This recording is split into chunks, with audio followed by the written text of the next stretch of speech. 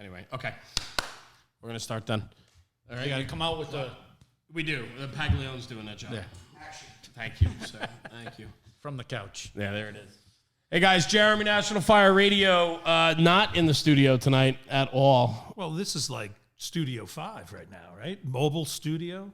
Studio 5, is that like a 1970s reference? Yeah. I mean, you two probably are. Like room 2. Heather and I are looking at you guys. Like you guys. This is. You know what? I'm thinking. So, real quick, a quick introduction. District Chief Rich Driscoll from the Hartford Fire Department's in the studio tonight, or in our makeshift studio tonight. And we're gonna get to your story in a minute, but I do, Heather. Let's talk about their mustaches real quick. We were just having this conversation off air, and I really can't picture Tucker without a mustache. I would love to see a picture. I asked him what color hair he had. I think the table's unbalanced here. Like, we almost have to play, like, shuffle the chairs around. One on either end? Yeah, just to balance it out. Like, Why there's not... But you guys are our hair's making up for what's on the other end. You guys are a bunch of distinguished-looking gentlemen. So, Chief, thanks for joining us. Thanks for having me. This has been several trips in the making to get you down here, and we spent the day together, and we had a fantastic day today. With our other friend, Matt, on the couch over there. He's on the casting couch behind the camera right now. But we just had a great day. Looking sexy. We had a great day of brotherhood today. It was just awesome. And then here we are. We're in kind of a makeshift studio tonight. And that's because we are moving to new location, but this ended up catching us in the middle of the move. But we wanted to get this on tonight. And you said this is National Podcast Day? We are celebrating. Well, look at us go. I mean, I'll have a solo cup to that. There we go. Of course. But anyway, let's get into it. Chief, you didn't come all the way down from Hartford to toast the podcast day. So, I mean, I kind of want to hop into it, man. The chapter 1 of your story. You've had a long career in the fire service. You've been there, seen a lot, have done a lot. You come from a tough city, and so on. So there's a lot of storytelling and a lot of check marks in your pedigree. But I'd love to just start at chapter 1 and hear kind of the story of how you got into it, what fueled your love for the fire service, and how you got to where you are today, brother. Oh, I'd say the comedic end of it a little bit is growing up Saturday nights was emergency and hee-haw. So Roy and Johnny were doing it out there all the time, and it was amazing what two guys could pull off. But that no, little truck. On a serious note, it's more of something that I aspired to do as a kid. Went through high school and had the unfortunate experience of having a guidance counselor that said, you don't really want to be a fireman. I said, yes, I do. And was this in the blood? I mean, were you second, third, fourth generation, or is this second generation? Okay. My father was a volunteer firefighter in the town where I live in Simsbury, Connecticut. He was also a town cop. My brother joined the fire department in the junior program as well. And I just, from a young age of seeing my dad leave, going on calls and riding along with him and that type of thing. Of course. Just kind of got the itch or the bug in me.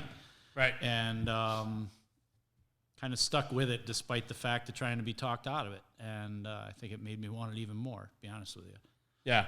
But looking at that, the volunteer department, where it's the town where I still live, in Simsbury, had a junior program.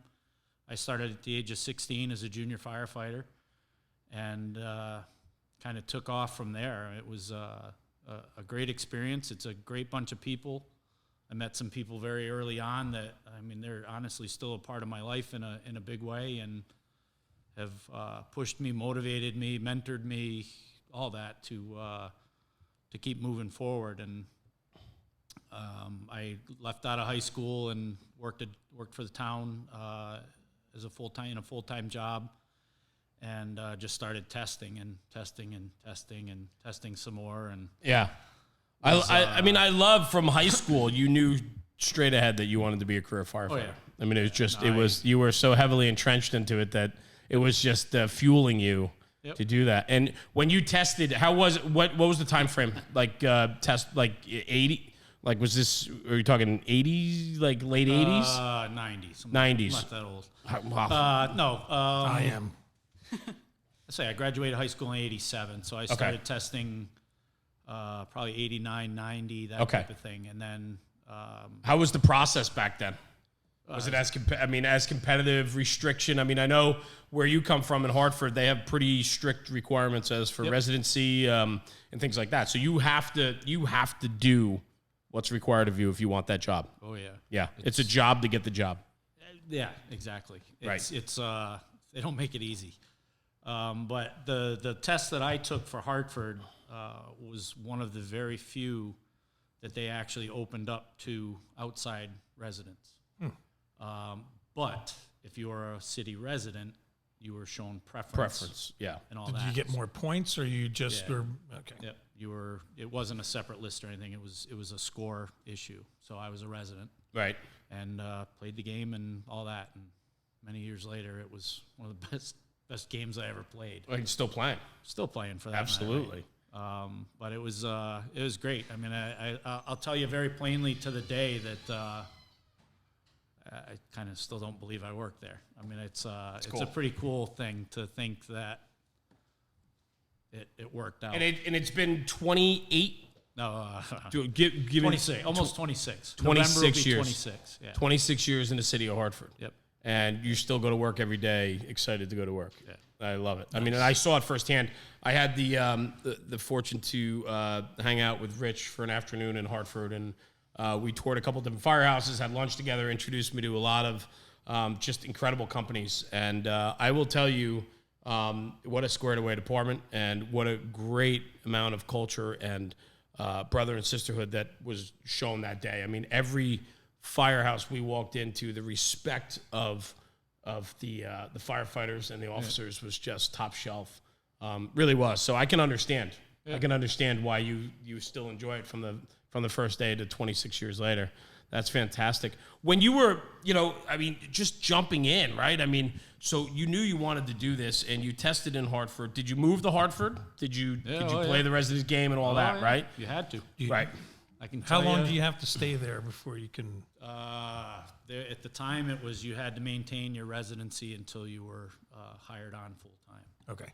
So I can. And then there wasn't a probation area after that you had to stay? Nope. Once you were a probationary member and all that, you were permitted to move on. But Can you kind of like paint a picture of what Hartford was like when you were getting hired? Like, was it a gritty place? How big is it? How many companies? Hartford's is a neat city. It's full of history. If you look at like the Colt Building, we still, I mean, is a landmark that you'll see driving into the city on 91. You'll see the Colt Building with the big blue and gold dome, but very industrious in that sense. Home to Mark Twain, and the Mark Twain House was in my first due district type of thing. When I got hired on in 94, and the city was kind of an interesting state. There's a lot of gang activity, a lot of violence, that type of thing. It's a small place. It's only 16 square miles. We cover it with 12. That's all it is. Yeah, 11 firehouses now. It was 12. It used to be a few more than that. But it's a small little city, but it's a busy little city. It's about 30,000 runs a year for the fire department, both EMS and fire. We don't do transport, but we do all the first responder duties to do things. I'll throw a plug out there, the busiest rescue in the country. Got to throw that out there. Of course. We talked about that earlier. But we have engine companies that, Engine 1, I worked at Engine 1 Ladder 6 for a bit, and before I got promoted to the district chief position. And, Engine 1's doing about 5,100 runs a year, and Ladder 6 is, I don't know what they are, 2,900 runs constantly a year. turning. Wow. So, yeah. We have some really busy houses, and even the slower houses are busier than a lot of our neighboring cities. So it's a pretty busy place. It's a tough city. It can be a very tough city. How many firefighters do you have there? Our job right now, we're pretty close to full staff, is around 360 firefighters. So we run 11 engine companies, 5 ladder companies, the heavy rescue, TAC 1, and last November, they implemented a tour commander position. So there's a tour commander overseeing the shift, and then 2 district chiefs that split the city in half. And my job is to cover the north half when I'm on shift. So outstanding. It's pretty cool. So take me back, right? Heather asked about how the city was when you first got there and so on, but take me back to your first day walking in the firehouse. I mean, talk about, let's ask the Rob question. Yeah. What was your first fire? Do you remember that? First day, I can tell you, walking in, I was nervous as all get out, but it was, I worked a night tour. At that point, we were 3 on 3 off, days and nights, 10s and 14s, however you want to describe it.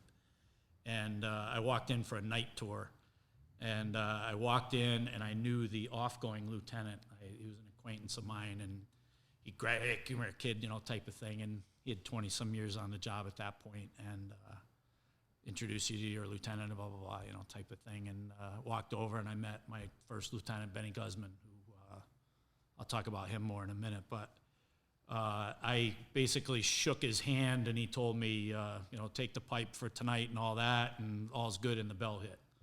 And we went out on, I can tell you, my first run was a water leak. Big deal, right? But I wasn't there 10 minutes. Right. I hadn't even figured, I don't even think I checked my Scott, for that matter, type of thing. But, you know, we were out the door and game was on. Pretty cool.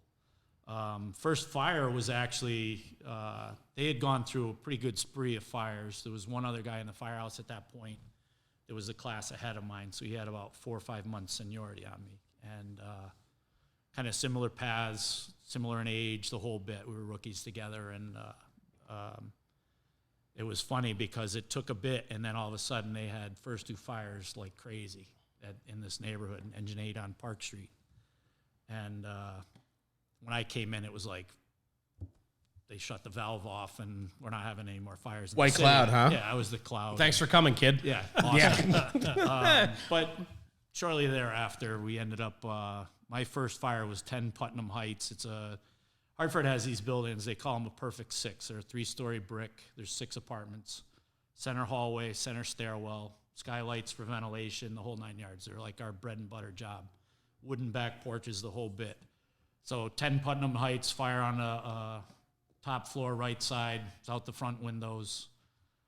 We stretched in, got upstairs. I can remember vividly making the corner to go into the apartment. The door was open. The smoke was probably 2 feet off the floor, and the television was on. I can't tell you what was on, but I can tell you the TV was on. I love that. And then we pushed towards the front, knocked down a couple rooms of fire, and that was that. You know, right. It's, you know, late afternoon and all, but I can remember it today. I mean, the building's occupied today. It was rehabbed and all that. But and at that point, right? I mean, you're running the engine, so you're running 4-man engine at the time. 4-man engine company, and still running 4. Obviously, you know, most junior man there. I mean, when you think of the boss of that fire, right? I mean, do you remember? I mean, there's such highs, right? The euphoria of that first fire, right? I mean, you had to be bursting at the seams, and I can just.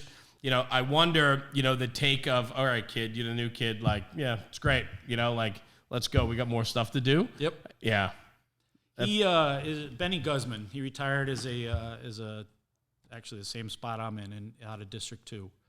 And for those that had the privilege or an opportunity to work with him would back me up 110%, is he was a warrior. Just a beast of a guy. He's a man of very few words. But his words were relevant. Right. And he was built like a tank. I mean, he just, all right, you know, come on, kid, we're going down to take on the world. All right, let's go. I'll go with you. Yep. I mean, you have no hesitation whatsoever. And we were very blessed at that point, too, is that our tour commander at that point, or the District 1 chief, was his name was Lenny Wallace, who purely coincidentally passed away just a few weeks ago. And his son is actually a captain on my shift, Jason. But Chief Wallace loved Benny. And we earned a reputation through time. I would say, safe to say, that even if we were third due or fourth due, we usually went to work ahead of others. Yep. Because Chief Wallace loved Benny and knew of his ability and all that, and I learned very fast of hard work pays off, and you know, we're going to get it. I love that. So we were a single engine house, and we were very independent. And shortly thereafter, getting there in the mid to late 90s, that neighborhood, it's a very diverse ethnic background neighborhood, predominantly Spanish background, but they had an arsonist that was in that neighborhood. And we would catch, if you worked 3 nights and didn't catch a fire or two, something was He was locked up. Yeah, but there were plenty of nights where you caught a couple of fires. Yeah. It was unbelievable. The experience that I got in a really short period of time was crazy. And this was your first couple of years in. Oh yeah. Yeah. I mean, back So in the day, so you're learning that job quick. yeah, you didn't have a choice. Right. Yeah. Well, that's what I'm saying. And this was cool because we were probably one of the last departments in Connecticut, let alone New England, to move on to bunker pants and stuff. So we were, 3/4 boots and a long black jacket and your leather helmet, and let's go to work, kid. And you're working with, what, Benny Guzman is got 20 something years in probably more of a senior guy, right? So, senior. he's coming from the generation or two prior that, is not taking every self precaution that we find today. Yes. Right. I mean, I don't know how to put it gently, right? But so for you as an impressionable backstep guy, I mean, you're looking at this guy like, holy hell, like I want to be like this. Oh yeah, he's a superhero. I mean, type of guy. I mean, I don't know if he'll end up seeing this or not, but he. I thought the world of it. He made a great impression on me, and there's different things that he instilled in me that if you need to say something on the radio, think about what you're going to say it to yourself. Yeah. And if you even got to cheat your mask so that it's heard, at least you say it clearly, you say it once, and you move on. Right, and you say cheat your mask now and you get hung. Right? And that's the thing, right? This is kind of where I'm going with this, is that there is such different. Oh my God. I mean, it's so very different. And I wonder today, because I'm not in that position, but I wonder today how many new kids in the firehouse with a career volunteer truly have these guys that they look up to and be like, man, that guy is just God, he's Superman. Yeah.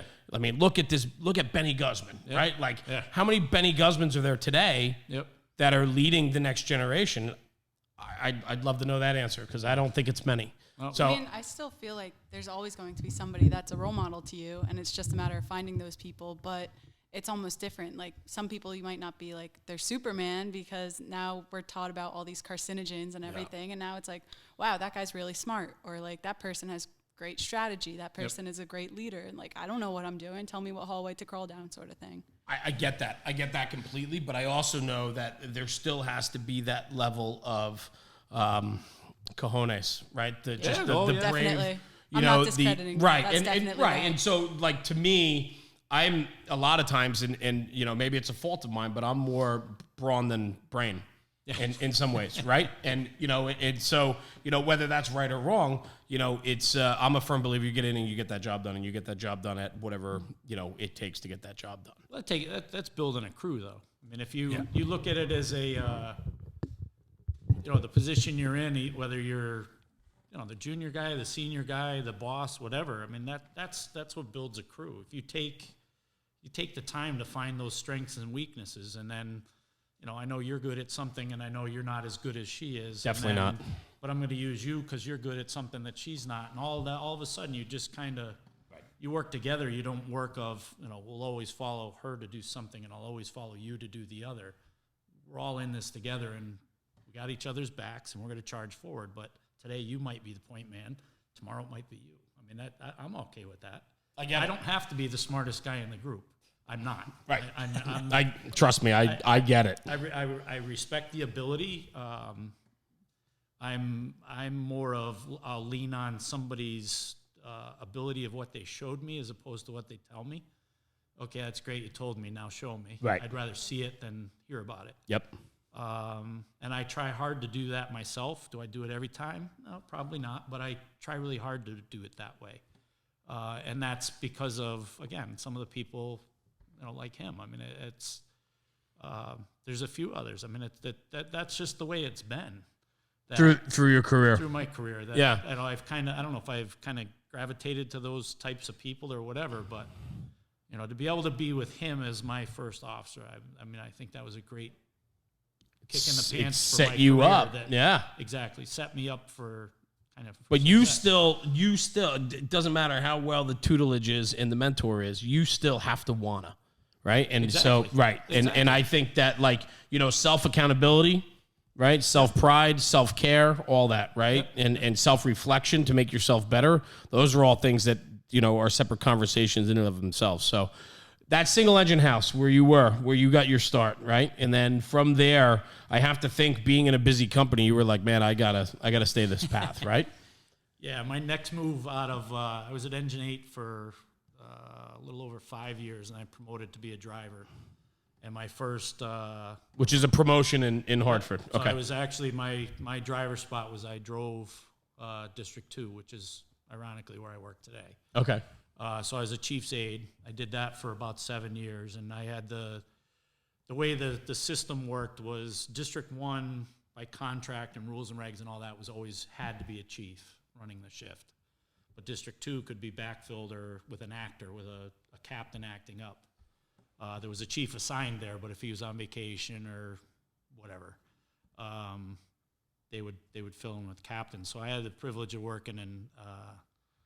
I had some pretty good events with some of these new captains coming in that were like, "Oh my God, what am I getting into?" Right. Another one that he's a good friend on top of the fact that was definitely a big influence on who I did was Frank Costello. Frank retired off our job and then ended up coming back and was an acting assistant chief for a while. And so Frank came and in the morning and said, what do we do here?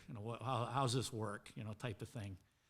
And I said, just hang on for the ride. We got to, So needless to say, the phone rang and there was a guy that was detailed out of our house, ironically, to Engine 8 for the day. And had forgotten an article of clothing or his mask or something. So it was, whatever, we'll run it down to you, no problem. So we drove down from Engine 2 quarters down to Engine 8 and dropped off the mask to Terry, and then we proceeded back to go back to the firehouse, have breakfast, get the day going type of thing.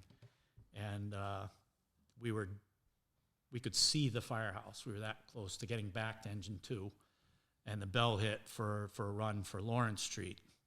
And they said, for a building fire. And I said, well, wait a minute. I drove on Lawrence Street to get to Engine 8. Right. We were just there, we did, right. Literally 7-8 minutes ago. And I turned around at the, right, they call it the tunnel, the main in Albany there. I turned around in the middle of the intersection. We looked south, and there's a column of smoke.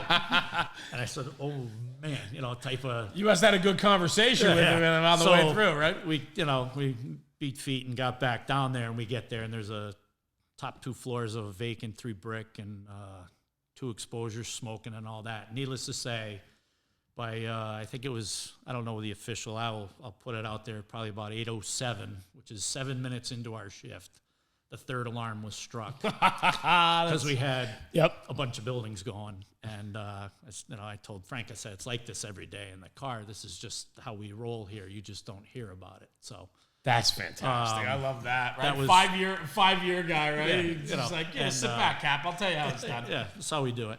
I love it. But again, I mean, he became and is a great friend and mentor to me and all that. But I had some funny experiences with him and all that. Can you talk about a little bit about the aide position? It varies everywhere across the country, right? Yep. So for doing 7 years in the aides position.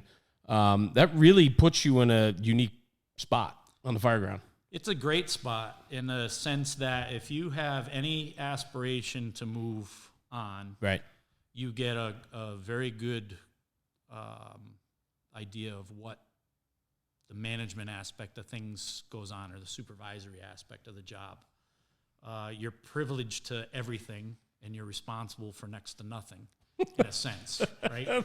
So I was blessed. A couple of chiefs I had, Ray Casey or Richie Pear, Chief Huertas, a bunch of guys. Sure. That they're like, remember, as your aide, you have all of my authority and none of the responsibility. So if you see something that needs to get done, let's get it done.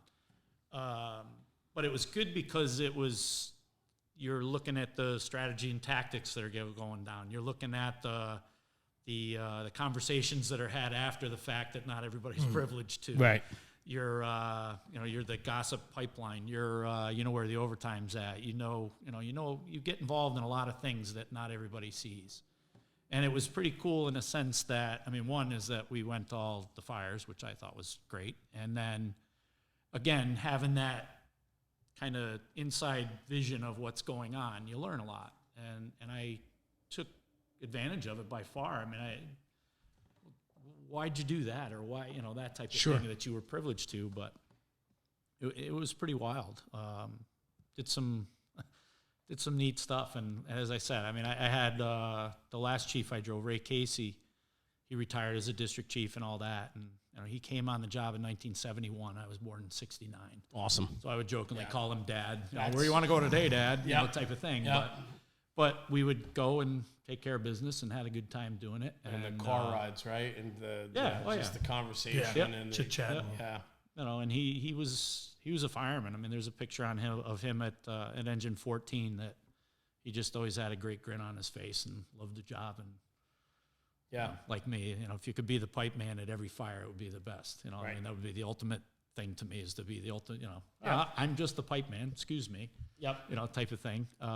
But he was a great influence on me, and very truthfully, he was at a point in his career where I think he had the day, and I think I was telling you this earlier, he had a day where he realized that if he ended up retiring, that the fallout from him retiring would actually move me into a lieutenant spot. And he said, all right, drive me down to see the man.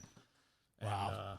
And, stepped aside. So he was, like I said, he's a special place with me. He was a great man, treated me like a king. Sure. And the other one that I making me think of it too, one of the chiefs, his name was Richie Pear, and I won't say he was hated, but he was a very difficult old school captain, and he was tough. He was real tough, and he was tough as a fireman. He was tough in the firehouse. He was just plain tough. Bunch of grit. Yeah. And he got promoted into the chief's position, and everybody's like, "Oh, you're driving him." I'm like, see how it goes. Whatever. Not like I can run away. I mean, right. So lo and behold, we share the same first name. Our wives share the same first name. Our birthday is days apart, and a bunch of other weird coincidence things. And he and I just clicked. And he was another one that he a lot of influence on how I do things and all that. And the coolest thing with him was when he retired. It was probably a year and a half later that I was coming up and got promoted to my lieutenant's position. And I got a letter in the mail, and he was always, if he didn't type it on an old school typewriter, he printed very neatly, very legibly. I got this big envelope in the mail one day, and like, the heck is this? And then I'm like, kind of recognize the handwriting. But Sure. Not making any sense. And I opened the envelope, and there were two things in there. There was one, just a regular letter. I pulled that out, and there was another manila envelope inside. And I pulled the letter out, and I realized it's from him. And, hey, I heard you got promoted. Fantastic. I knew you could do it. I'm proud of you. I know you were studying, and, hard work pays off, all the great things that go along with that. And enclosed, you'll find another envelope. Please open the other envelope and read the note that's with it. And the note that was associated with that was he put in a small plastic case with a nice little piece of foam rubber in there, and it had 2 sets of lieutenant's bars and 2 sets of captain's bars. And he said, I don't have any family following me in the fire service, but I thought the world of you and your efforts and all that. Nice. And I'd be honored if you'd wear my lieutenant's bars, and I'm going to give you the captain's bars as a little motivation. Wow. Wow. So wow, I wore, and I still have them, I wore collar brass that probably was the same age as me from the time that he was an officer and all that. what an incredible, incredible experience. So, our chief at one point commented that, geez, your brass a little. I said, this is the real great. deal. Yeah. Let me tell you a story, Chief. And it was pretty cool. And that hit me hard. That was heavy. I bet. I love it. I mean, we always talk about on this platform, we always talk about the influences in the senior men. And and in your case, as you came up, each step in your career, there was somebody there to give you another little reinforcement boost and maybe a little bit of what they know and their know-how. So what a cool, listing of events that led up to where you are today. Yeah. Oh, yeah. And so from that, After that, you went into the ladder company, right? After no, I promoted. I was an engine lieutenant. I worked at Engine 11 in the West End, and I went after that. I was paired up with the shift I was on. I was with the ladder captain. It's engine 11 is a three-piece house now, but two-piece house at the time, engine and truck.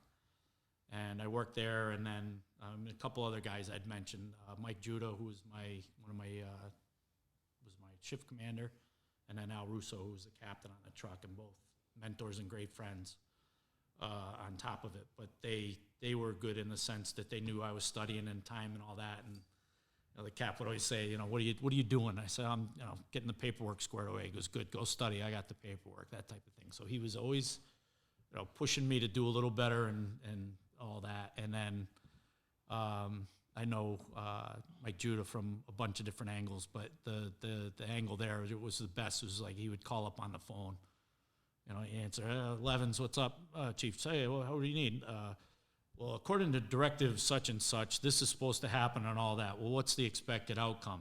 Call me back with a thing, and he'd hang up on you, and you'd be like, I think he's quizzing me. Yeah, right? What? But sure enough, it's great. He was quizzing me. Yeah. And tested and moved on to be a captain. So I was a captain, and I changed shift, stayed right there on the engine. Was there for a while, then I was captain at training for a year and a half or whatever with training recruits and a bunch of other stuff, and then left training, went on to be captain at Ladder 6, which was something I never would have figured I would enjoy as much as I did. It was it was amazing. Was that was the truck company that you and I went to, right? And that was before you were made district? Yes.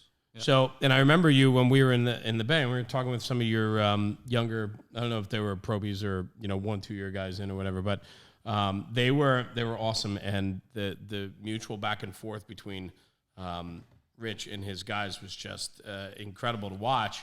And I remember Rich telling me, he's like, I've always been an engine guy. Yep. I've always been an engine guy. I never thought I'd enjoy the truck. Yep. He goes, I'm now in the truck. It's like, I really like the truck. Yeah. I really like the truck. Truck was But awesome. you didn't spend a lot of time there, right? A little over a year. Yeah. Yeah. And then I promoted. What did you like about? I mean, let me ask. I mean, you went through your career as mainly an engine guy who went from first 5 years in a busy engine company going to multiple fires a night to the chief's aide, and then to an engine, then to a truck. So you spent most of your career in the engine.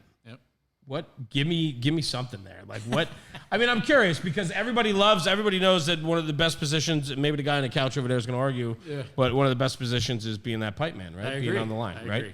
And so, in the truck point of view, though, give me some, especially in what's the spot? Yeah. I would think with the engine work and I mean, I'm going to preach all day. There's always room for improvement.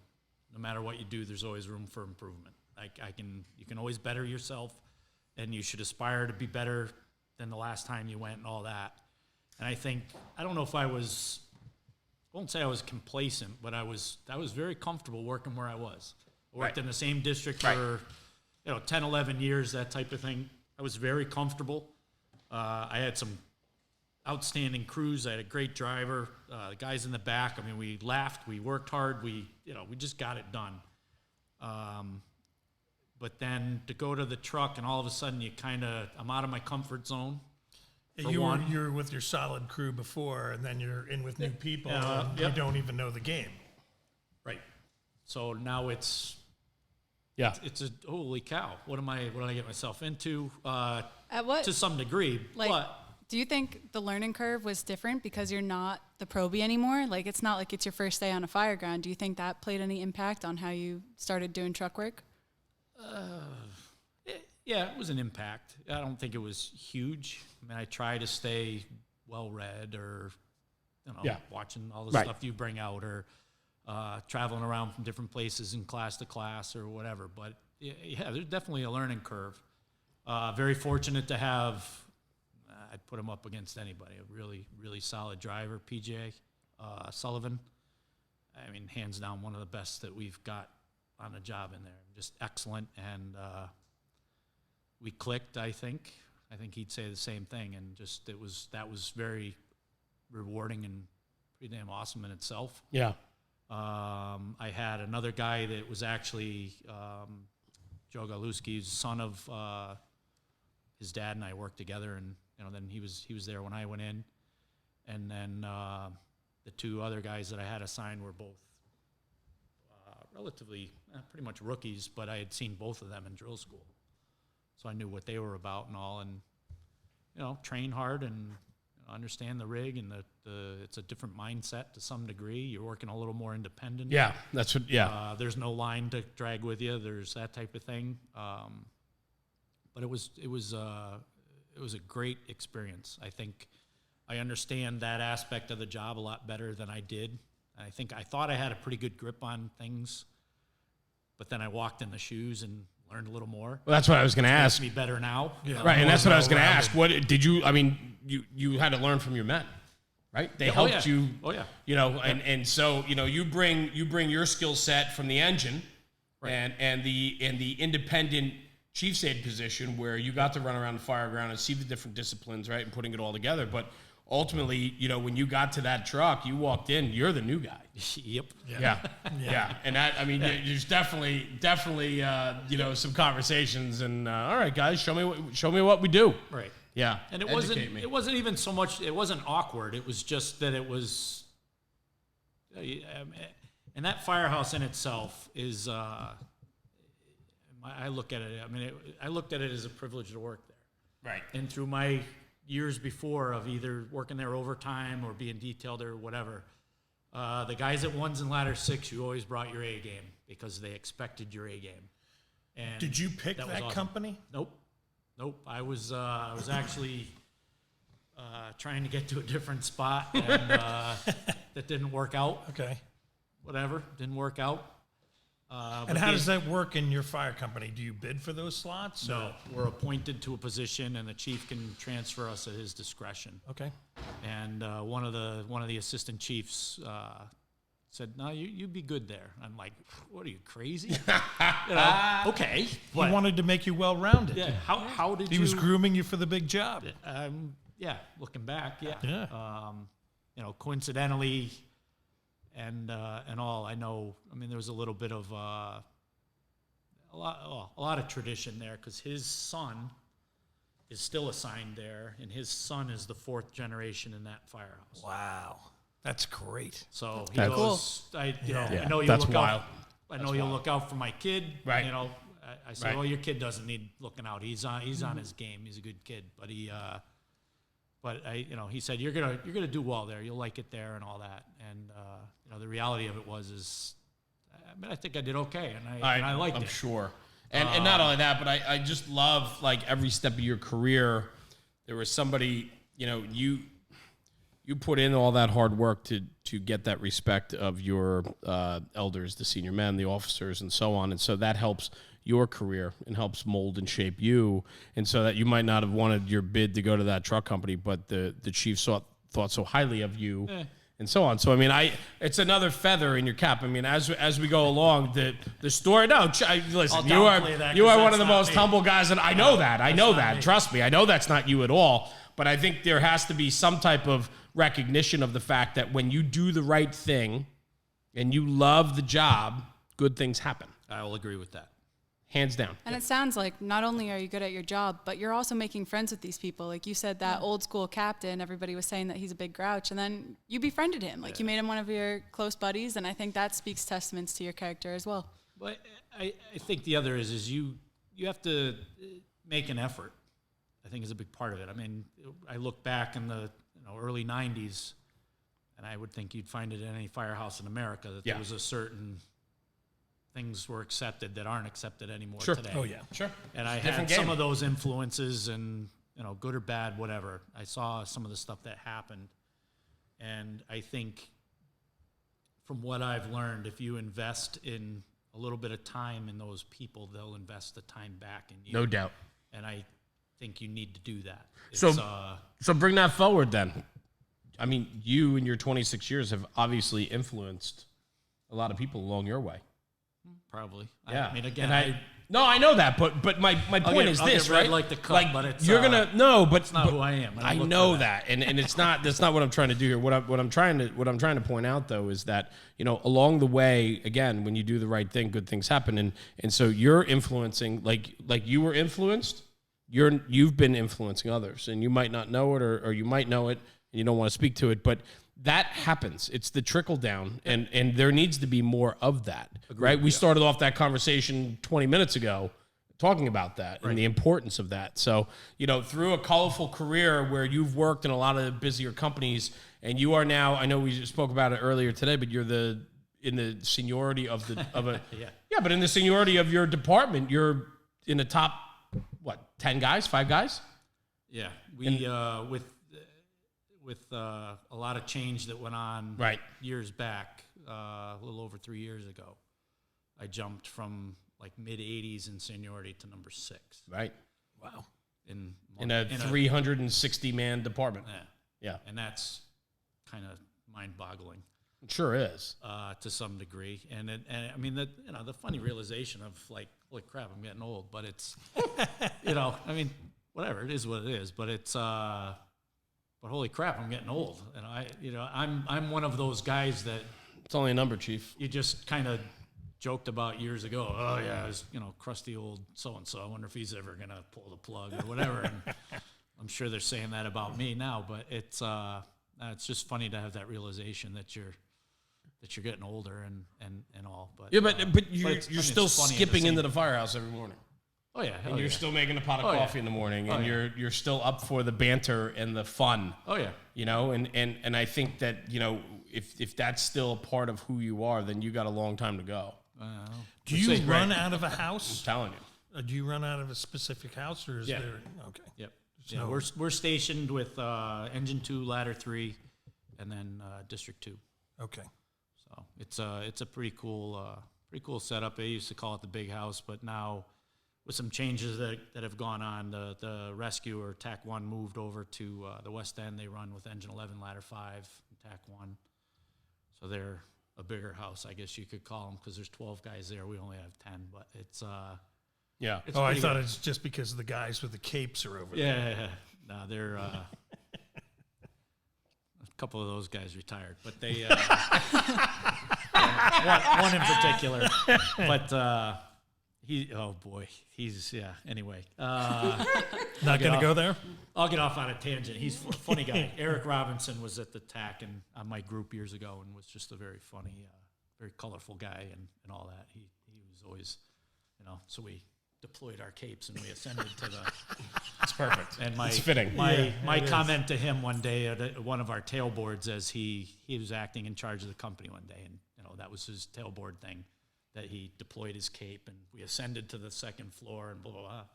And it came around the horn to me and I said, oh yeah, we dragged our line off the rig, stretched out nice. Guys did a brilliant job. Stepped on the TAC's capes on the way up the stairs, put the fire out. Absolutely. And he looked at me and gave me a big smile and nod. And nice. It was a good, mutual, as you said, banter and I love that. Respect and all that. It was... I think the world of those guys. We have some really, really, really talented guys that ride in that company, but there's definitely a bunch of course, banter and headbutting and all that. Listen, but I think it's so good. We need that. We need to have that. That's what makes the job fun. Oh yeah. You need the rivalry. Gotta have it, and you gotta have the ability to have those conversations and to be able to take it too. And that's that's so important. We were talking about influence before. Obviously, you have a beautiful family as well. 2 sons and a daughter, correct? Yep. And your one son is on the job with you. Yep. My oldest son, Patrick, is 3 years on the job. He works at Ladder 5, which is one of the houses I worked in. And, it's pretty cool. It's honestly, I can say, and I'll get choked up talking about it. It was one of my proudest moments, of course. I can truly say, was pinning his badge. Yeah. It was wild. That is absolutely wild. And what an influence. I mean, he watched you. He watched you do it. Amazing. Like I said, and then, I'll get stupid. Did he know like you did in high school, middle school? Like, I'm gonna be a firefighter, like my father. Like I'm going to the city of Hartford. I'm gonna be a firefighter. Yep, that's fantastic. He's Patrick's, all my kids are You awesome. glow every time you talk. I will tell you, something else. Of the time that I've known Rich, he glows about his family, his wife, and his kids, and that's everything to him. And then the job, and you speak so highly of all your kids, and it's just so cool to watch. And so I know when you talk about Patrick and I met him. We met him when we were up there that day. He was working. And I had the honor to meet him and just chat with him for a few minutes. But super cool kid, totally into it. Loves his dad, hockey family, value, great American values. You just have just a great family based on your values and how you raise them. And to see your son now in a busy company and seeing him on the fireground has to be just a super proud achievement moment for you every time you see him. It's wild. I mean, my younger son is testing and all that, and my daughter's going to school to be a teacher and follow my wife's path, which is fantastic. Pretty cool. Yeah. Couldn't be prouder. But the one kind of funny thing is, I mean, my wife worries. Go to work, be careful. Driving to New Jersey, be careful. She worries about me, and I love her for that. Rightfully so. Driving down here, just throwing it out there. We ended up in, pardon the pun, but the perfect storm happened a while back. And one of the things that we do is we hire on. We'll end up, if we have a winter storm warning where we expect a big snow or blizzard or whatever type of thing, we actually backfill and hire extra companies. So I was working an overtime shift, and they called me in the morning. I guess I got the trifecta this day. And I started out working at, I think I was on engine 1 in the morning, and they called me and they said, we've had a manpower change. Somebody went home, whatever. We're hiring a guy back. We're going to bump you over, have you ride the truck, ride ladder 6, and we're going to have a guy backfilling engine 1. I'm like, all right, great, whatever, Chief, whatever you need. They hire extra companies for bad weather. It's a contract thing, whatever. So I started the day at engine 1 in the morning working overtime. And they called, said, hey, we're going to, we've had a manpower change. We're going to slide you over to the truck. Hire this overtime guy. He's going to work on the engine with you, whatever. All right, great. So then he calls me midday and says, well, with all that went down, we're actually putting on extra companies for the bad weather. And we're looking at the roster here. You're the only one that we can slide into an extra district car as a captain. All right, great. Wherever you need me. Whatever. I don't care. Whatever. No, we're going to probably put you in. I got to go. Okay, great, whatever. So a little time goes by, the phone rings again. Hey, like I said, we're going to put you in, run District 3, blah, blah, blah, storm coverage. We're going to run out Pearl Street. All right, great, no problem, Chief. Just let me know what you need. All right, I'm not sure on the time, but I'll get back to you. Okay, great. So he calls me back. Phone rings again. Yeah, phone rings again. He says, it looks like it's going to be as of, 5 p.m., something like that. So at 5 p.m., you should have relief. You can, leave the truck and don't leave until you're relieved. Keep the truck in service.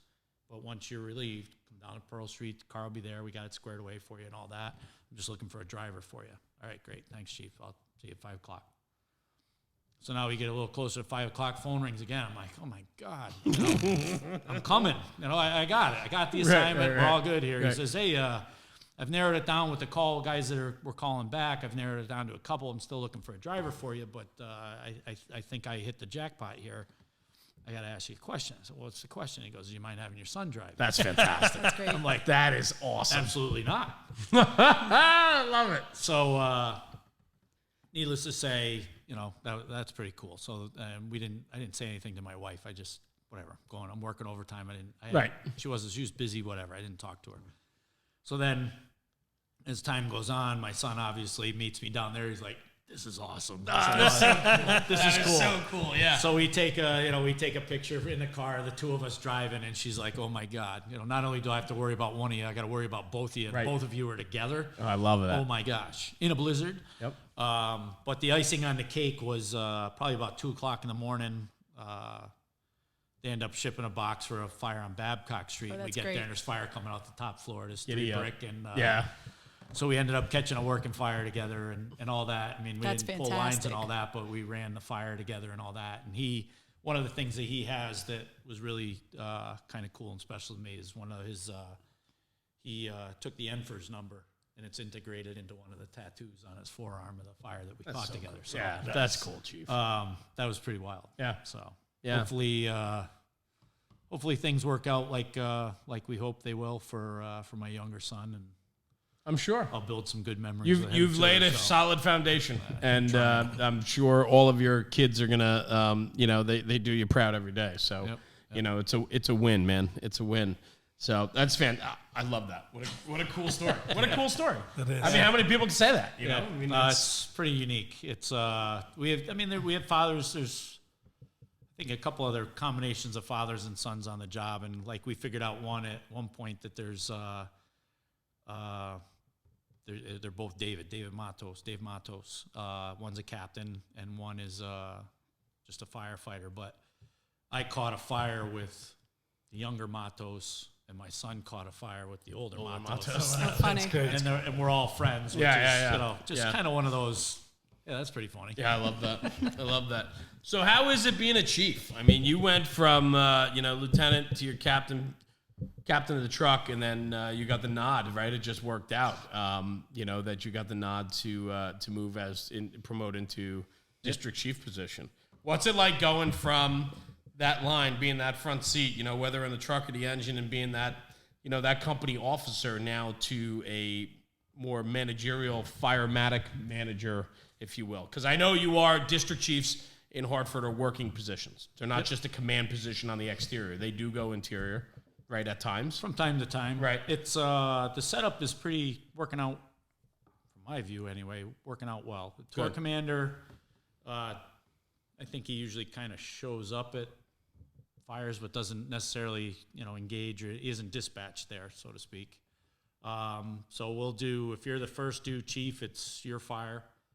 And, you're running the command aspect of things and all, and then the second due chief becomes a safety chief. So we put that safety chief on the fire ground a lot sooner, and it's just a better play. If it elevates an alarm, then the tour commander is dispatched. Then typically the tour commander may take over the incident command position and then deploy, keep the safety chief, or we'll get a call back from training staff that'll fill that role, and then you could be a division boss or sector boss, or even put back in service to run the rest of the city. But it's it's different. It's not bad by any means. It's pretty cool. It's interesting in a sense to come, considering I drove the chief for as long as I did. Sure. Now I'm sitting in the other side of the car and riding. Do you have control issues that you want to drive? Is there ever?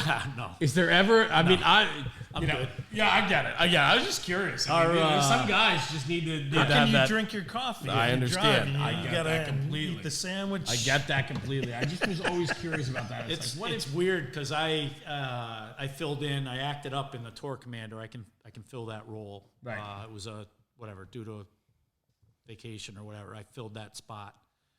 And I actually worked a 48 in that position and drove myself. And I realized driving lights and siren to the city, I'm like, wow, I haven't driven myself in like, it would have been like 13, 14 years. Right. Like, oh, this is crazy. Yeah, right. That's cool. Yeah. Type of thing, but it was kind of weird, to be honest with you. But no, I mean, whatever. I get it. You kind of get used to riding, but it's kind of a silly question. I was just, No, it's a good one. It's a good one. It's definitely different. But on the other end of it, I'm very fortunate that the other chief, the South End chief, I think we mesh very well. Yeah. Al Kakuda, and then our tour commander Adam Gert. And Adam's a really smart guy, and I really like working for him. He definitely pushes me beyond my comfort zone sometimes, which is good because I'm learning. It's nice to be challenged. And it's nice to be challenged, and it's a good mix. I enjoy it.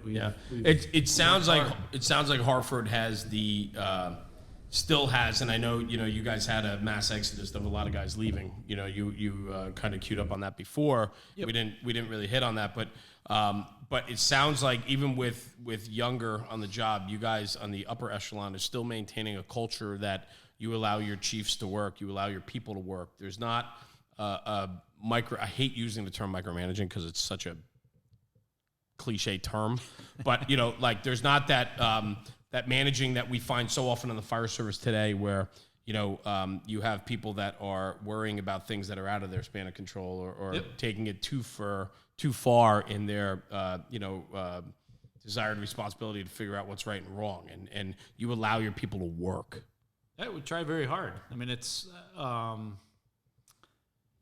just even stories we were exchanging at lunch. I mean, right. The reality of it is there's a lot of things that I would hope, and I always tried as a company officer to think I should be able to fix this or solve this or whatever. Right. And I try and convey that message as well. I mean, obviously the phone's always on.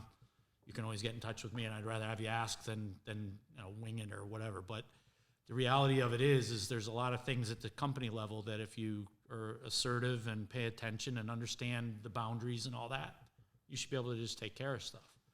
On the other end of it, if you can't, well, then let's figure it out and move forward. So it's a good position. I really like the group that we have. Yeah, and we have. Everybody has their weak links sure. and all that, but the reality of it is when everybody comes to work and it's our regular group and all that, we do quite well. Yeah, it's a good group of men and women, and they work hard. And listen, if you still go skipping into work every day and you still enjoy your job, right?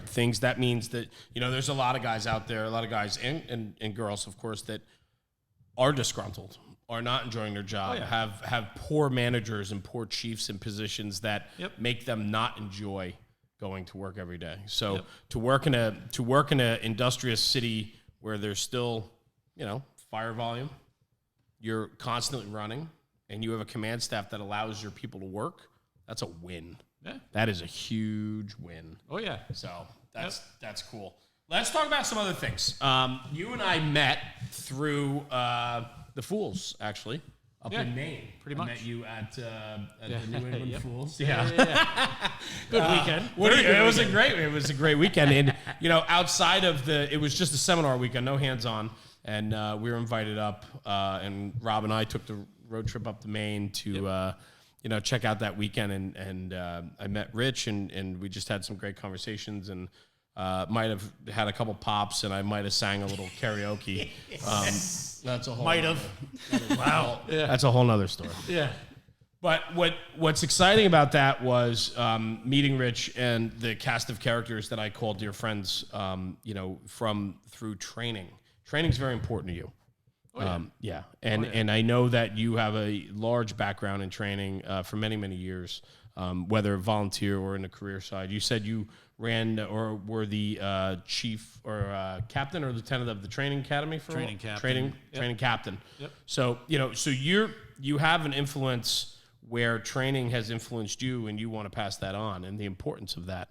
Yep. Maybe you could talk about that a little bit with your affiliations with the Fools Networks, with your affiliation with On Scene, and then also maybe the discipline of how important training is even on the job. Ooh, man, that's loaded. Well, do you want to take one of the, I could break that down. I'll talk about the Fools. Maybe just the importance of training. I'll start with the Fools in the sense that I met, I don't know. I think that the expression I'll use is it's amazing how small the world is, type of thing. But needless to say, there was a thing years and years and years ago. They had FDIC East in New Jersey. Yep, I remember that. And I went to a social event. Oh, yeah, we had a big Fools party. I can't remember the name of the place. It was a bar that was closed. That was the second night. The first night, but needless to say, the first night that we went out to one of these things was at a restaurant. And I met a bunch of guys that I'm like, wow. A lot of, in a sense, ended up feeling like a kind of like-minded people. And lo and behold, it ended up being guys like Aaron Heller, Bill Hobson, Marty Dimmer. Not a bad crew to meet. Yeah. So I was part of that. So I met a bunch of those guys and had a good time and learned at the conference and everything, learned a lot, had a great time and all that. And then a few years down the road, that was where I kind of saw the first glimpse of the Fools. Right.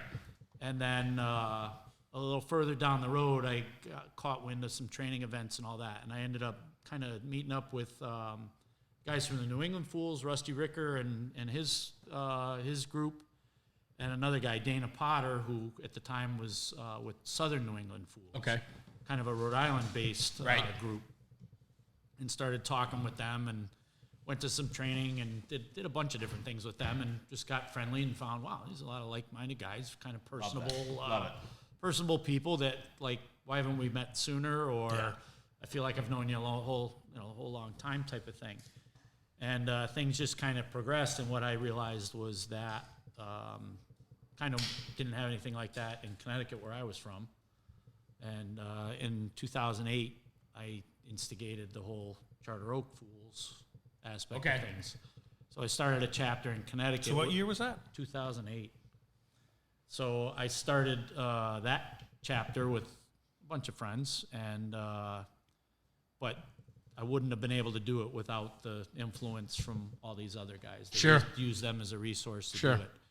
And again, you look at the philosophy of the Fools of obviously brotherhood and all that, but the big thing is making yourself better, being the best you can be. Absolutely. With all of that based on training and all. So that was pretty wild as far as that goes, which has, I mean, it's opened doors. It's made me a better person of meeting some of these people and giving me some opportunities. I mean, I wouldn't be here if it wasn't for the Fools. And it's, then things kind of went around. I don't know if you'd even say it's full circle, but anyway, ended up meeting Aaron Heller and Bill Hobson and Artie and Aaron's whole clan of guys that teach for On Scene, and through the different events that I had been at and different people that I had met through the New England guys and all that, we in turn ended up that I got a phone call one day from Aaron saying, hey, we'd love to have you go to come travel with us type of thing and help spread the word. And I mean, what an incredible opportunity and all.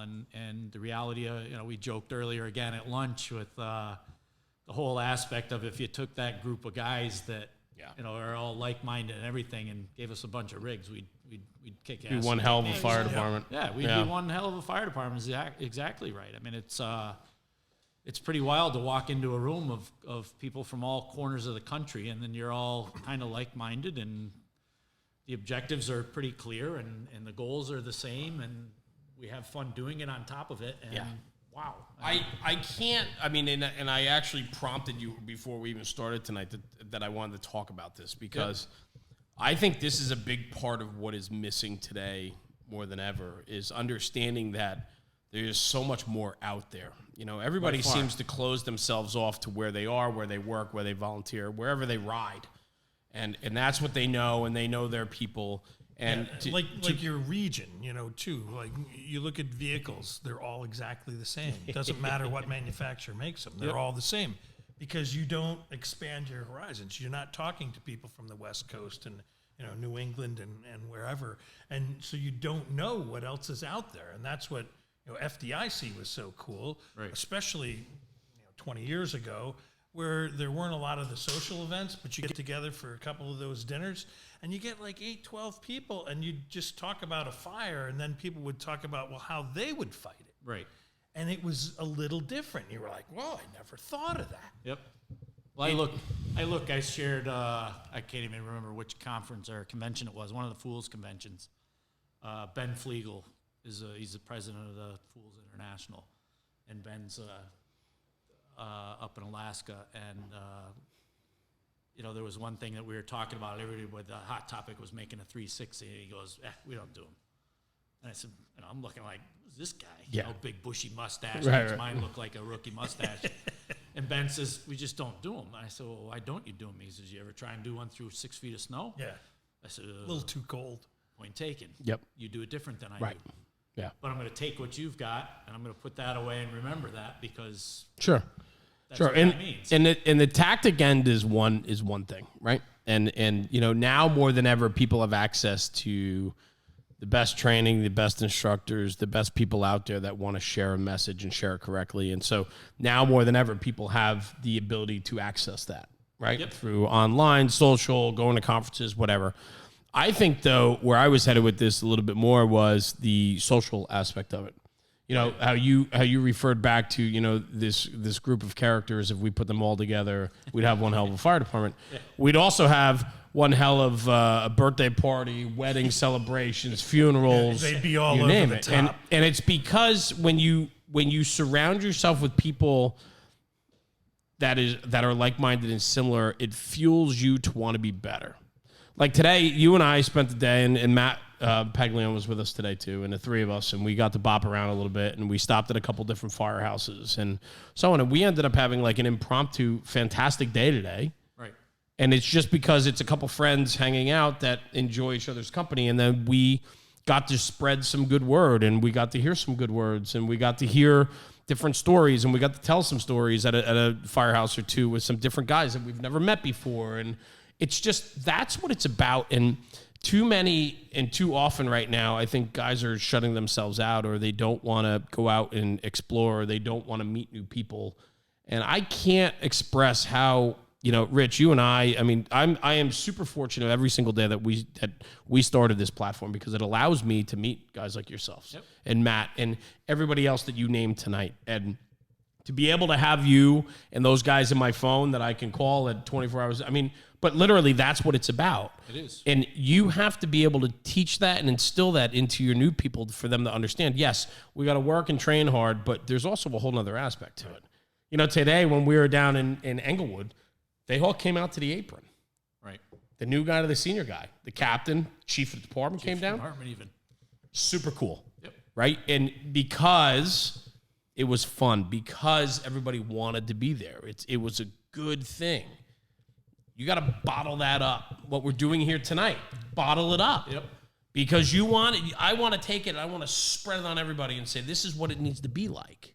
And so much of that transcends like your individual fire department. It's like the Fools you were talking about being regional, and then also National Fire Radio, talking to all these different people. Like, we all want to be firefighters. That's why we're here. But you don't have to get stuck in the politics. And you were saying, even when you were like the chief's assistant, it's like a gossip channel. Like, the gossip doesn't have to be detrimental. It can actually like make things better. And I think that's really strong. Yeah. Yeah, definitely. I mean, it's one thing. I think it's more of a. I'm probably more of a storyteller than I am a smack talker. I love it. You know, I don't Stay that way. Whatever. I'll show you. I'd rather show you than tell you about it. You know, type of thing. You know, to kind of go back to a lot of the influences I had. And again, I'm no expert by any means. I've been there. I've had the difference that I've had versus others is the fact that I work in a busy department and I have opportunity. Right. And because I have opportunity, I have experience. And some of the experiences are outrageous because you had the it's a busy opportunity. place. So Right. Yeah. Right. Exactly. I mean, it kind of right. It goes round and around. Right. And it's, you know, I mean, I had charge of an MVA with extrication the other day that all stemmed from two cars driving next to each other, shooting at each other. Right. Well, that doesn't happen in the town. Probably not. I don't think it happens. But it around here happened. much. And Right. it was 1 o'clock on a Sunday, and Right. Yeah. let's drive Right. up Park Street and shoot at each other. You know, and lo and behold, the saddest part of it is they hit an innocent bystander Terrible. head on when they went around an island, and we ended up having to extricate him. I mean, Right. it was terrible and tragic and horrid that Right. that went on. But you can't, you know, I mean, I'll quote Aaron Heller: "You can't make this shit up." You know? I mean, No, most of the time you cannot. Yes. the stuff that happens doesn't make sense, and you have to make sense of it, and you have to bring order to it, and you have to bring a positive solution to it. Right. And we do that. You know, that's what a fireman's about. You know, and if you take all the politics aside, and they want to take your $1 million ladder truck out of the firehouse, and they want to take your, you know, $750 million engine, and they want to cut your staffing, and they want to do all this stuff, the political nightmares of all the BS that the fire department endures. The reality of it is if the the high and mighty town ruler came in and said, all right, here's a set of 10 speeds and some garden hose. Right. Good luck, boys. We'd make it work. Right. Yep. Because that's what a fireman is about. Adapt. You make it work, you adapt to what you have, and you bring a positive twist to what you're dealt. And until guys kind of see that, I mean, that's my opinion, but until you kind of grasp that concept and understand it, you're going to get tangled up in a lot of the BS, and you're going to let it eat you up and destroy you. In the meantime, we still have the mission to carry out, and you got to carry out the mission. That's what we do. And, our chief, through all the hardship we went with, all the retirees that we went through, and the loss of officers, and the endless overtime, and all the different things that we were dealt, one thing that he did say that meant a lot to me, and I know others, was that, failure is not an option here. We still have to go. There's not another fire department in the city that, we're tired today, we're going to let the other fire department handle it. Right. There isn't another one. Right. We do that. Right. So, again, failure is not an option, and you just keep, put the bullshit aside and keep moving forward. And I think with that, though, that's understanding that the mission comes first, right? Oh, by far.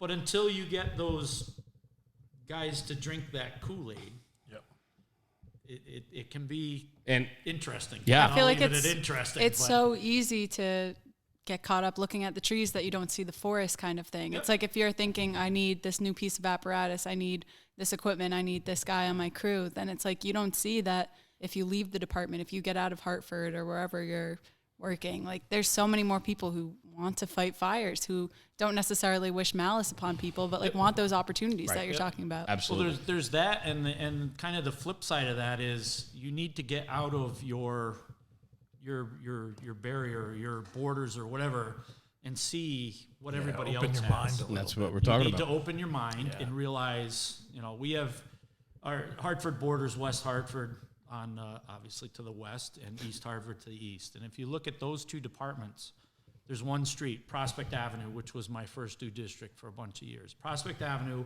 has a lot of big 3-story wood frame, Victorian style, old houses that burn really well and all that.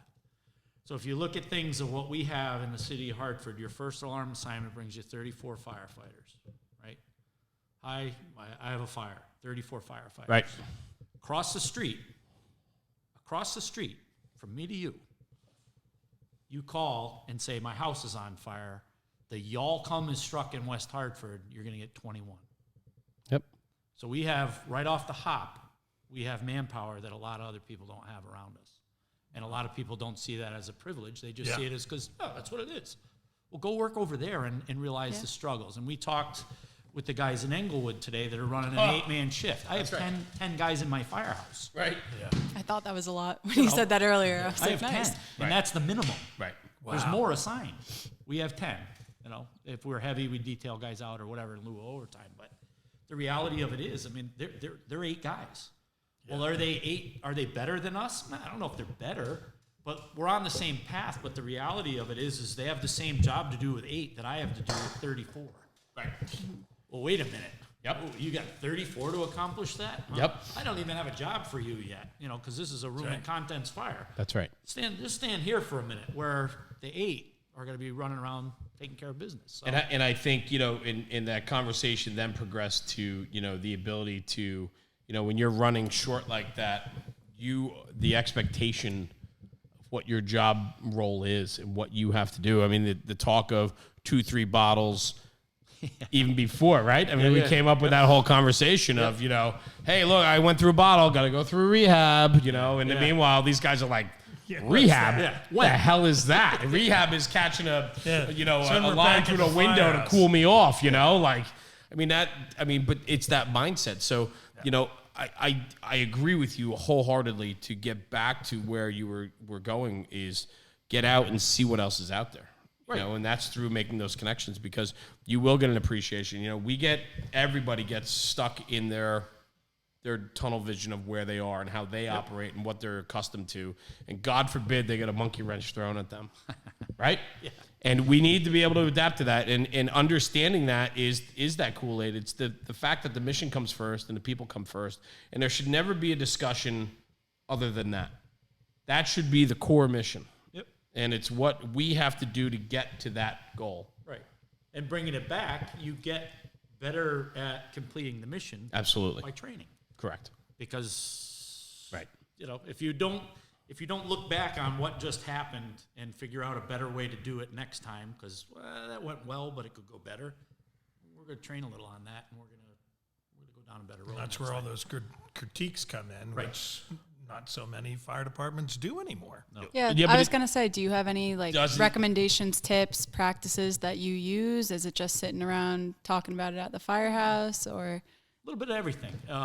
We do, as a department, we definitely do a tailboard before everybody leaves. We'll get a large majority of everybody there.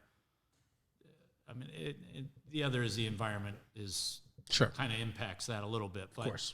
We do our best, and it happens far more than it doesn't type of thing. But do a good tailboard of that. If it's of a significant event, they'll request a post-incident, and each company officer or person in charge will fill out that information and all that, and then it gets compiled, and then we'll have an official sit down, and it's usually coordinated by the training chief and all, so that, again, if there's things that we can do better or that type of thing, we work really hard to find that.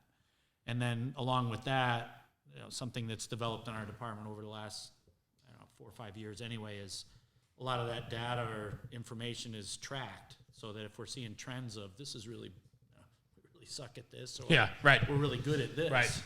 Well, what widget can we buy to implement to make this happen better because we're missing the mark or whatever. I mean, it was, I'll poke a little fun at it, but they had a significant brush fire in one of the parks the other night, and we don't have anything for brush equipment. You don't have any like Indian zero. tanks, you got a fog nozzle. We have a nozzle and hose. Yeah, right. And you take people that are, they're totally out of their element. Until you get people that have exposure from other places that say, hey, try this. Right. It isn't about getting 1,000 gallons a minute out in the woods. It's about getting 15 gallons a minute because we just need a little water to knock the perimeter down. Right. And we'll be good. Right. Whatever. But it's all those different things. But you talk about it after the fact because this is going to happen again. Yeah. I've been to the Great Keeney Park burn like 4 times in my career, and it happens. It's a huge park in the city and has a lot of remote areas and all that, and it happens. Right. Well, okay, let's do it better next time. Right. Type of thing. So but it's also, though, too, it's also willing to have the conversations. Oh, yeah. I'm seeing more and more that guys shy away from confrontation. Guys are shy, maybe not so much in the nitty gritty of more traditional sense, but take it to the volunteer house, take it to the a place where you have younger officers who probably aren't so sure of themselves to begin with, and then they bring it down to trying this guy screwed up and we need to correct him, but man, am I correct in correcting him because I'm not so confident myself, right? And that is an ongoing struggle. Or how can I call out the chief's son? Well, there's how that. Can I call out? There's all of that, right? Yeah. But it's also the willingness to have true conversations, and I think that's more important than ever too. It's that accountability. Agreed. Yeah. Much agreed. Good. So where are we headed? What's next? I know the Fools. You guys have an event coming up, live burn training. Yep, we're doing. You can look at us through social media. Either New England Fools or Charter Oak Fools will get you for. We're doing a weekend in Dayville, Connecticut, November 14th and 15th. Got awesome. Some very good talent for instructor pool coming down to do live fire. It'll be likely be kind of like skill stations on Saturday all day, kind of building up. Yeah. To where Sunday we'll do live fire and put all those skill stations together to run a bunch of. So it was a good event, right? You guys ran it last year as well? Ran it last year. It was very successful. Good. About 36, 38 students. Nice. They left tired and dirty and smiling. It was a good day. So yeah. It was a great day. Great cool. Weekend. So, yeah, that's coming up in November and what different things like that. So what's next for you? For me, what's next for me? Yeah, I mean, do all kinds of stuff. You are. I know you are. You're working. Let's talk about your new endeavor, right? The hat's on the table. New endeavor. I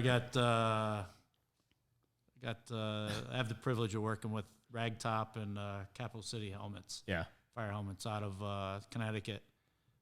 Pete Callan, Ashley Shapiro, and Two rock star fellas. oh yeah, Yeah. two awesome guys, and they're on the move. They're moving their shop probably middle of this month. Yep. Hopefully have it up and running full speed ahead, and by the 1st of November, I Yep, think is the we'll be goal. up there. So looking forward to And, that. they do everything from selling you something brand new to working on a high eagle and making it look new. And So what are you doing with Ragtop? I am. They've kind of split the group into two divisions. He's a pretty face. Yeah, I'm the pretty face on pretty the. face. Face No, for they radio. split into. He's out doing publicity. They've split into two divisions. So there's Capital City Fire Helmets and Ragtop. Ragtop is doing a lot of the restoration. So if you have a lid that you've been wearing forever and you want to restore it, and make it look new, or need a repair, that type of thing, there's that end of it. And then under Capital City with Ashley is they build a retro helmet. It's basically looking like the early 90s. It's pretty wild. 5A that, Yeah, it's good stuff.